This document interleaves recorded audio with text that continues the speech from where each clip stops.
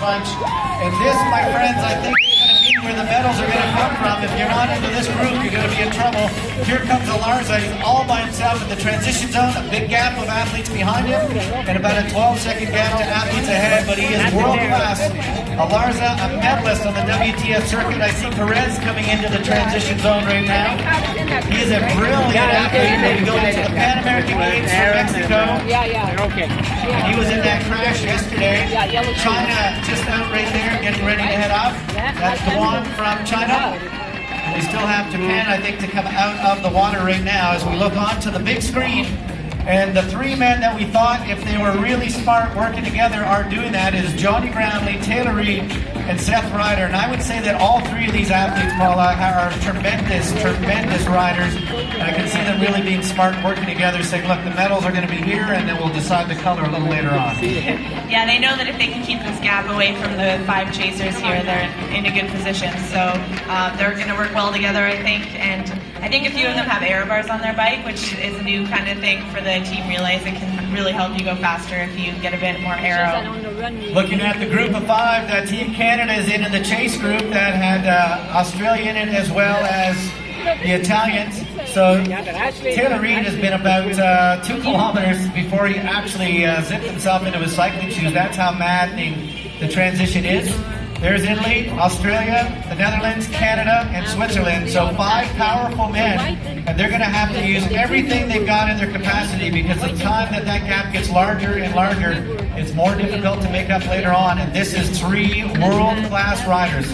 Taylor Reed, a past under-23 superstar. Seth Ryder, one of the United States' best development athletes over the last decade, and Johnny Brownlee with a silver and a bronze at the Olympic Games, a world champion numerous times, Commonwealth Games silver medalist, and he would love to pick up another medal at these Olympic Games, maybe even 2 with the mixed team. He said he's got to get on the team, and so his priority is he's got to be top 3 in Tokyo at the test event in 3 weeks. He said if he comes top 3, no matter what's happened all season long, he would consider it a success.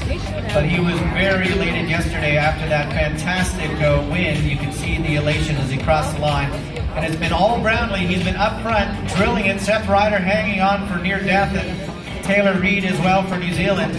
But those 3 men are putting a little bit of a gap. Let's just see, because when we watch in the early part of the race, you can see the other team up the hill. And they're already around the corner and heading down. So that 8-second gap that they had out of the water is getting a little bit larger as Team Italy is out front here doing a big chunk of the work. Australia with Aaron Royal, the Netherlands with Van Ingram, Switzerland into that group with Canada with Matty Sharp, and Matty Sharp has had a spectacular last couple of years. You've raced with Matt Sharp. Talk about what kind of a work ethic he has, because he's worked very hard in the last few years.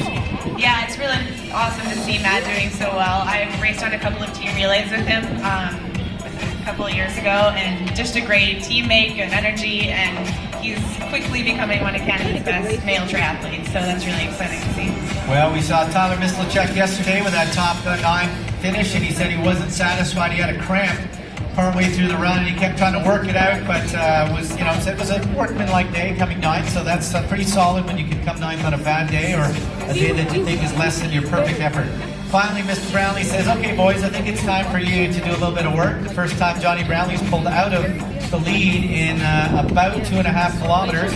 Taylor Reed, Seth Ryder. So United States, again, you can see the importance of that opening leg. They had fantastic swimmers. And really, if New Zealand gets a medal here, Taylor Reed's going to have a bit of extra recognition, because he swam himself from 5th place through 4th place through 3rd and got into that lead group. So you can see the importance of having the complete package. And Taylor Reed, a fantastic biker, he put together an incredible swim as our lead group of men come through.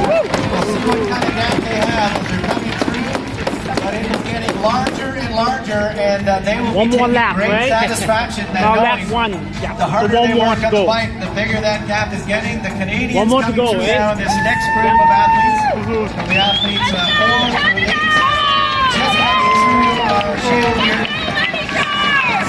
Switzerland, Canada, Netherlands, Italy, and Australia.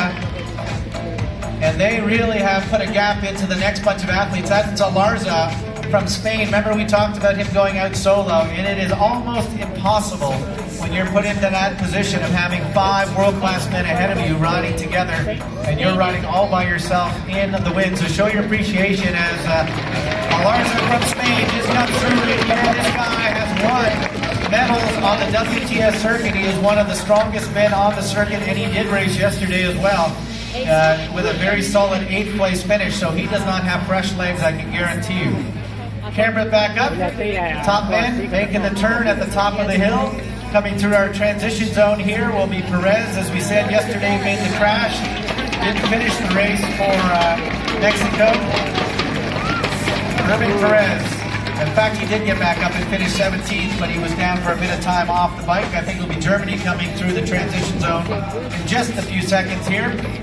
But that lead group of 5 are not showing me the commitment, or the chase group of 5, the commitment that it's going to take to bring this group of 3 back.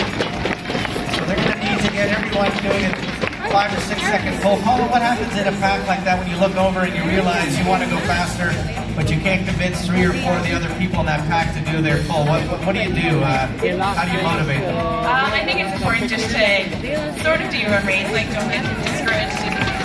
When I'm trying to encourage people, I think it's important to stay in the front and just go as hard as you can.